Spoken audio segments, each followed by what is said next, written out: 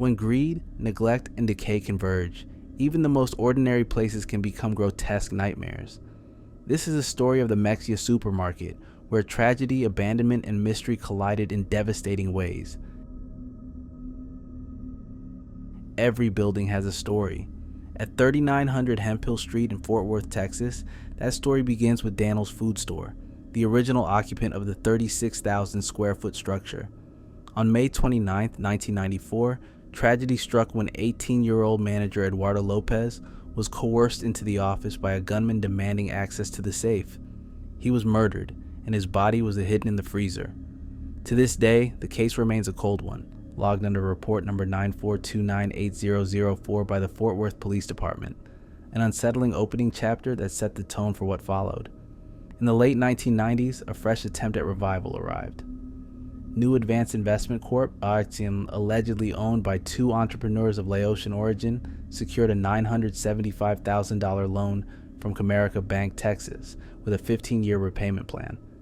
The supermarket officially showed its first taxable activity on October 5, 1998, a telltale sign of its opening. Despite the funding, profits never materialized.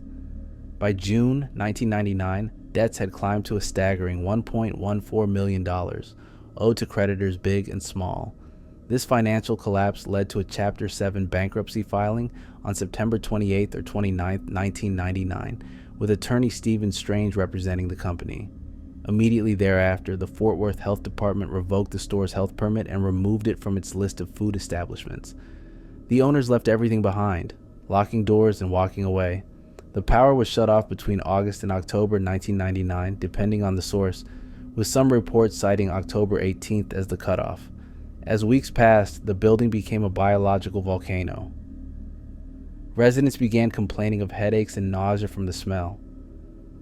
One said it reeked like dead animals. Even as the store decayed, people still broke in. The story includes teenage thieves venturing onto the roof to steal non-food items, and a 55-year-old scavenger who looted batteries, cigarettes, and a 12-pack of beer. It's unclear whether they were driven by desperation, morbid curiosity, or something else entirely. By mid-November 1999, the city enlisted Garner Environmental Services to handle what quickly became a full-scale biohazard crisis. The cleanup, scheduled for November 15th, was delayed a day to test the air, and results showed dangerous gas levels, low oxygen, and active Escherichia coli growth. Workers suited up in full NBC, hazmat gear, complete with air filtration and oxygen systems. They used shovels and front loaders to fill sealed hazardous waste bags with rotting food, sludgy meats, exploded milk containers, and decaying produce. Some meat was intact enough to be handled, but most of it had turned into a gray-black slime of microbial decay. When the smell finally reached City Hall, Fort Worth had no choice but to intervene. But intervention doesn't come cheap. At first, estimates put the cleanup cost somewhere between $10,000 and $15,000. That number sounded manageable until the reality set in. Crews were billing $5,000 to $8,000 per day in labor, equipment, and hazardous material disposal fees. Every single day the store sat unclean, the cost climbed, not just in dollars, but in public health risk. The waste couldn't be handled like normal garbage. Every bag of rotting meat, every exploded milk jug, every rat-infested produce box had to be sealed, documented, and transported to an approved hazardous waste site, a process that costs several times more than standard landfill disposal. By the end, the true cost likely exceeded $100,000, a heavy financial hit for the city, especially since the owners had fled the country. Officials debated putting a lien on the property so that any future sale would recover the cleanup costs. But here's the kicker. Because of legal loopholes in the bankruptcy proceedings, no one was ever forced to reimburse the city in full.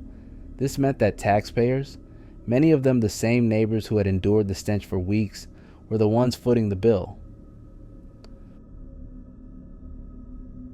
For over a decade, only a handful of people had seen what the inside of Mexia Supermarket really looked like during the cleanup. The only widely known footage came from a 90-second clip in a 2010 Life After People episode called The Last Supper. It was just enough to be unsettling, yet left viewers wanting to see more. Behind the scenes, the original recording was shot on a consumer-grade VHS camcorder by Jimmy McClurg, a member of the Environmental Management Department. Over the years, the tape began to degrade, the magnetic strips shedding particles, the color warping, and audio becoming distorted. By the time the History Channel licensed the segment, much of the tape was already too damaged to broadcast. Lost Media Wiki researchers chased every lead, from Fort Worth City Archives to local TV stations that might have run the story back in 1999.